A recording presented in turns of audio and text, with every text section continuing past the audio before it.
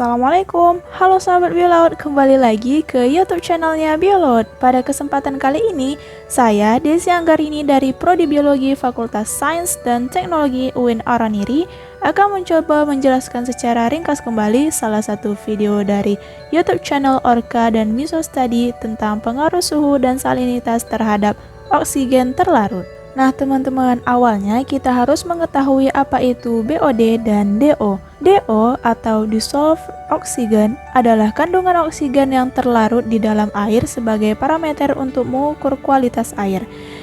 Nah, sedangkan BOD atau Biological Oxygen Demand adalah jumlah oksigen terlarut yang diperlukan oleh mikroorganisme untuk mengurai bahan organik di dalam air. Lalu, bagaimana pengaruh dan peran DO, BOD dalam air? Jika nilai DO pada air semakin tinggi, maka kualitas air akan semakin baik. Dan pada umumnya, pada suhu 20 derajat Celcius, tingkat DO maksimal adalah 9 ppm atau part per million atau setara dengan miligram per liter. Berbeda dengan DO, jika nilai BOD semakin tinggi, maka semakin buruk kualitas air dan akan menurunkan nilai DO, dikarenakan banyaknya kandungan mikroorganisme pada air. Nah, akibatnya ikan dan organisme pun akan kekurangan DO. Hubungan keduanya adalah sama-sama untuk menentukan kualitas air, tapi BOD lebih cenderung ke arah cemaran organik.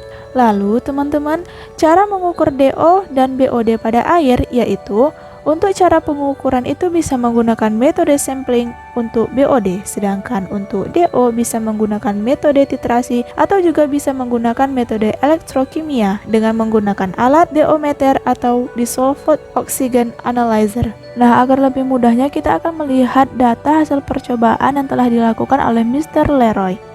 Nah, di sini kita akan melihat dua jenis pengukuran.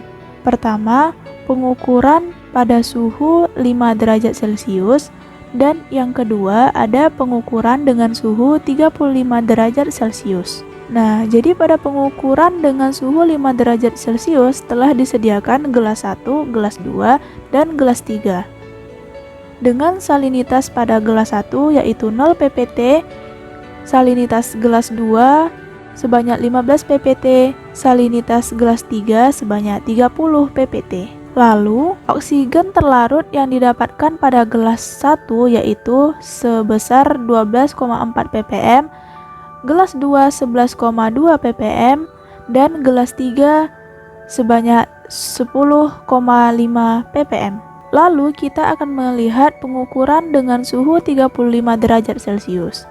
Gelas 1 salinitasnya sebesar 0 ppt, gelas 2 salinitasnya sebesar 15 ppt, dan gelas 3 salinitasnya sebesar 30 ppt.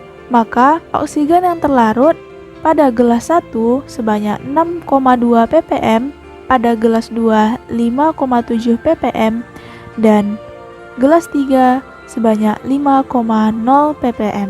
Maka kita akan mendapatkan kesimpulan bahwa pada pengukuran dengan suhu 5 derajat Celcius, yaitu ketika salinitasnya meningkat, suhunya rendah, maka oksigen terlarut pun akan turun.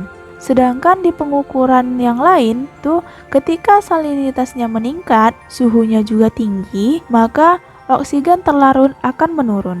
Sekian video dari saya, jangan lupa di like, comment, subscribe, and share video ini agar kita bisa saling berbagi ilmu. Assalamualaikum.